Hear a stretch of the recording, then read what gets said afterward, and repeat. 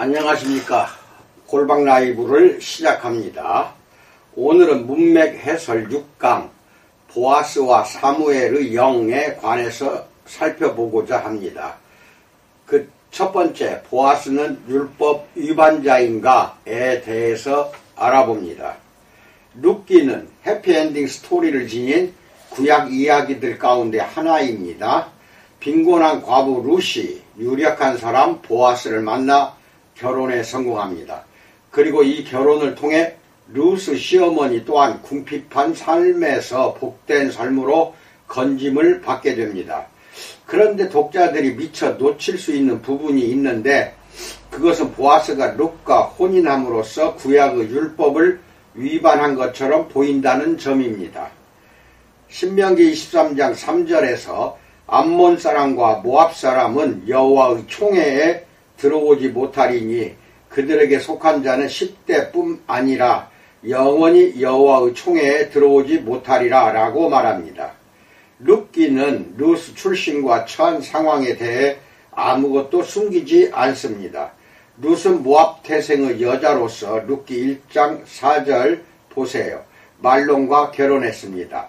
말론은 이스라엘 사람으로 가족들과 함께 베들레헴 고향 땅의 기근을 피해 모압 지역에 거주했습니다. 룻기 4장 10절 보세요. 우리는 이 이야기의 나머지 부분을 대충은 알고 있습니다. 말론이 그의 형제와 아버지를 따라 죽고 1장 3절로 5절 빈곤 가운데 애통해 하는 시어머니 나오미와 함께 룻이 베들레헴으로 떠나고 1장 6절로 19절 보아스가 계대 결혼의 율법을 존중해 신명기 25장 5절로 10절 룻과 결혼함으로 기업 물을 자의 의무를 이행하고 나오미를 위해 말론의 이름과 엘리멜렉의 소유지를 보존한 것 룻기 4장 9절로 10절 등입니다. 그런데 보아스와 결혼함으로써 룻은 여호와의 총회 안으로 들어온 것이 아닌가요?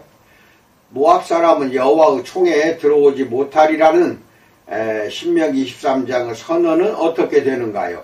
이 훈훈한 이야기가 실제로는 구약의 율법을 위반한 부정적인 사례가 되지는 않을까요? 이후에 이스라엘의 역사에서 오랜 포로 생활 끝에 고향으로 돌아온 느헤미야와 에스라가 이방 여인들과 결혼해 살고 있던 이스라엘 남자들을 책망하는 것을 볼 때 이런 의구심은 더욱 불편한 느낌으로 자라게 됩니다. 느헤미야서 13장 23절로 27절 에스라서 10장을 보세요. 에스라는 실제로 그들을 향해 설령 자녀가 있다 할지라도 이방 여인들과의 혼인관계를 종료할 것을 명령했습니다. 에스라서 10장 10절로 19절 44절 보세요. 더욱 의미심장한 내용은 느헤미야서의 이 같은 통혼관계 가운데 모압 여인들이 포함되어 있는 것으로 언급한다는 점입니다. 느헤미야서 13장 23절 보세요. 일부 학자들은 여호와의 총회라는 신명기 23장 3절의 표현을 해석하는 방식에 중점을 두면서 보아스에게 면죄부를 주려고 합니다.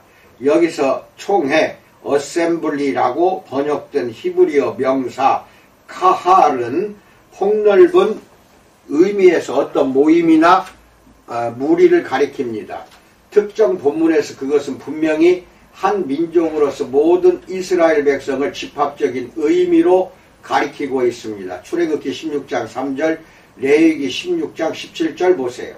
다른 경우에는 단지 이스라엘 남자들의 회집, 사사기 21장 5절, 8절, 여호수아서 8장 35절 보세요. 또는 공적인 일과 재판에 책임있는 지휘 집단을 가리킬 때 사용되기도 합니다.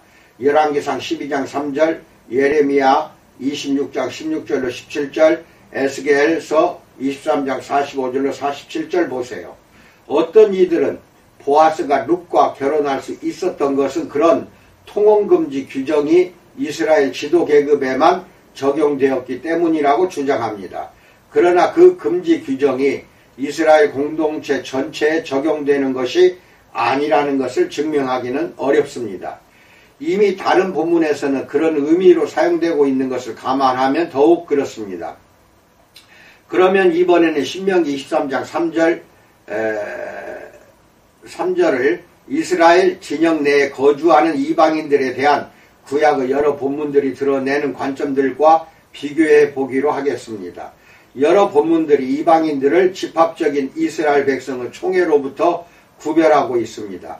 민수기 15장 15절 26절, 역대하 30장 25절 보세요. 이처럼 이스라엘에 거주하는 외국인들은 구약율법 아래서 이스라엘 백성과 동등한 신분을 갖지 못했습니다.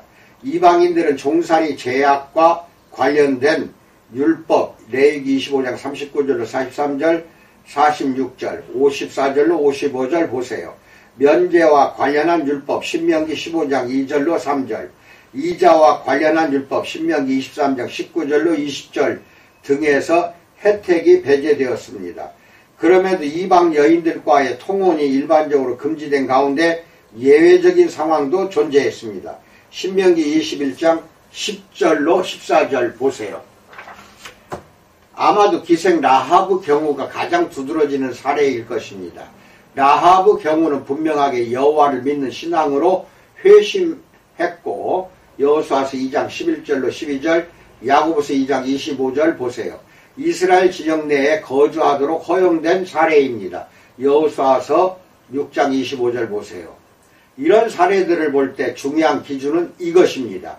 이방인이 여호와를 주 하나님으로, 참되신 하나님으로 인정하고 받아들이는 믿음이 있는지에 대한 여부입니다. 에스라와 느헤미야의 기사에는 그들의 이런 회심에 대한 언급이 전혀 없습니다. 그러나 보아스가 룻에게 기업물을 자가 된 사건, 즉 그 구속 리뎀프션의 사건 중심에는 룻이 이스라엘의 하나님 편에 남기로 결심한 것이 가장 중요한 요인으로 작용했습니다. 룻기 1장 16절에서 어머니의 백성이 나의 백성이 되고 어머니의 하나님이 나의 하나님이 되시리니 라고 말합니다. 보아스는 모압 여인과 결혼함으로써 죄를 범한 것이 아닙니다. 룻은 이스라엘의 하나님 여호와께 자신의 믿음을 고백한 신실한 하나님의 자녀가 분명하기 때문입니다. 두 번째, 사무엘의 영 그리고 사울에게 임한 심판에 대해서 알아봅니다. 사후세계는 성경 신학에서 가장 흥미로운 주제 가운데 하나입니다.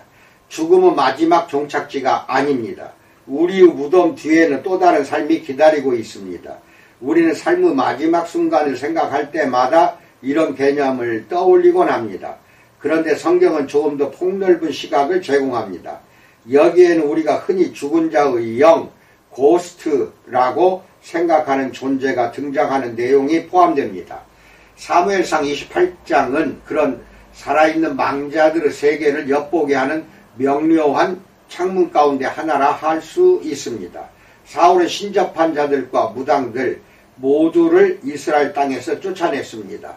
그런데 하나님이 더 이상 그에게 응답하지 않으시고 블레셋과의 전쟁에서 행할 바를 인도하지 않으시자 신하들에게 명하여 신접한 사람을 찾게 합니다. 사무엘상 28장 3절로 7절 보세요. 사울은 밤중에 신접한 여인이 있는 엔도를 찾아가 그녀에게 죽은 사무엘을 불러낼 것을 요구합니다. 28장 8절로 11절 보세요.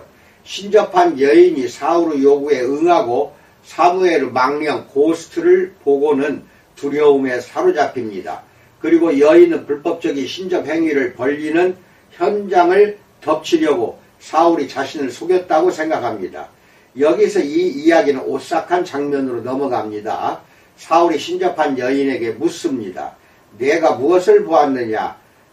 이에 여인이 대답합니다. 사무엘상 28장 13절로 14절에서 내가 영이 땅에서 올라오는 것을 보았나이다. 한 노인이 올라오는데 그가 겉옷을 입었나이다 라고 말합니다. 사울은 신접한 여인이 목격한 영이 망자들의 지하세계에서 올라온 사무엘임을 알아챕니다. 이 성경 본문에서 신접한 여인이 거짓말을 하고 있거나 또는 무엇인가에 속고 있다는 암시는 전혀 없습니다. 사무엘이 사울에게 내가 어찌하여 나를 불러 올려서 나를 성가시게 하느냐 하고 묻자 사울이 나는 심히 다급하니이다 블레셋 사람들은 나를 향하여 군대를 일으켰고 하나님은 나를 떠나서 다시는 선지자로도 꿈으로도 내게 대답하지 아니하시기로 내가 행할 일을 알아보려고 당신을 불러 올렸나이다 라고 28장 15절에서 대답합니다. 사울의 말은 틀리지 않았습니다. 그리고 사무엘은 그가 생전에 그랬던 것처럼 사울에게 여호와의 말씀을 전합니다. 사울은 여호와에게 원수처럼 되었고 이제 하나님은 사울과 그의 아들들을 심판하실 것입니다. 28장 16절로 19절 보세요. 이 에피소드에서 가장 흥미로운 대목은 신접한 여인의 언어 선택입니다. 그는 어떤 신, 갓이 땅에서 올라오는 것을 보았다고 말합니다. 여기서 신 또는 영으로 번역된 히브리어는 엘로힘입니다.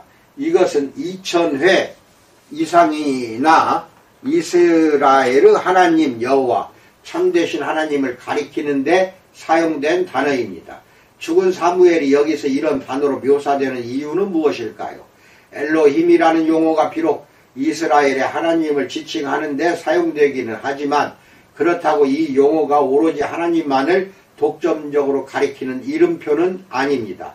엘로힘은 다른 본문에서 귀신들을 가리키거나 여호와의 보이지 않는 천상의 무리를 구성하는 신적 존재들을 가리킬 때도 사용됩니다.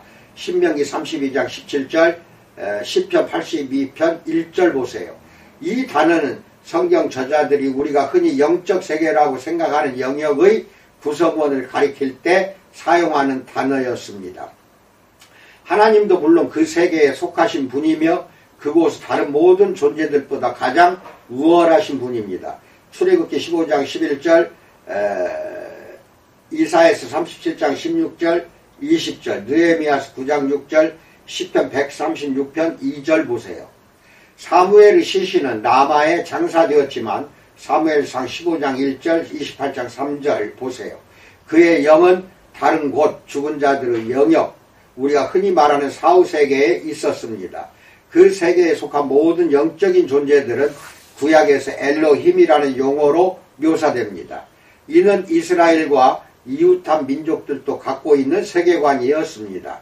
사무엘상 28장 7절에서 신접한 자, 미디엄으로 번역된 히브리어는 바알라트 오브, 문자적으로는 죽은 자의 영을 다스리는 여주인입니다.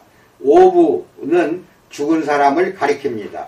이 단어는 이사야서 19장 3절에서 사후세계에 있는 죽은 자들과 관련된 다른 세 단어와 함께 나옵니다. 그 가운데 하나, 이팀과 망령, 고스트를 의미하는 아카드어 에테무와 매우 유사합니다. 아카드어 에테무는 살아있는 인간 세계와 교류하는 죽은 사람의 영, 스피리트를 의미합니다. 성경 저자들은 망령, 고스트, 즉 사후세계에 살며 우리와 접촉이 가능한 죽은 자들의 존재를 믿었습니다. 그러나 그런 종류의 접촉은 금지되었습니다. 신명기 18장 9절로 14절 보세요. 접촉이 불가능해서가 아니라 접촉은 가능하지만 하나님은 자기 백성들이 영적 세계에 대한 모든 지식을 오직 그 근원이신 하나님에게서만 찾도록 제한하셨기 때문입니다. 이 금지 명령은 백성들을 위한 것이었습니다. 죽이는 그들이, 즉 이는 그들이 해를 입거나 속임을 당하지 않도록 하는 조치였습니다. 한편 엔돌에서의 이 사건은 매우 예외적인 것으로서 사울에 대한 하나님의 심판을 거듭 확인시켜주는 목적에서 하나님의 신적인 뜻 가운데 허락된 것이었습니다. 아멘. 이상입니다. 사무엘의 영을 불러 올린 것은 하나님이 신접한 여인을 통해서 허락을 해 주었기 때문에 올라온 것이지 하나님이 허락하지 않으면은 죽은 사무엘의 영을 불러낼 수가 없는 것입니다. 신약에서 우리가 예수님이 변화산상에서 모세와 엘리야를 만난 것도 역시 하나님이 허락했기 때문에 모세와 엘리야를 만났던 것입니다. 하나님이 허락하지 않으면 우리는 절대로 이런 모양 저런 모양으로 죽은 사람의 영을 만날 수는 없는 것입니다. 이상을 잘 깨닫는 여러분과 내가 되기를 축원드립니다. 감사합니다.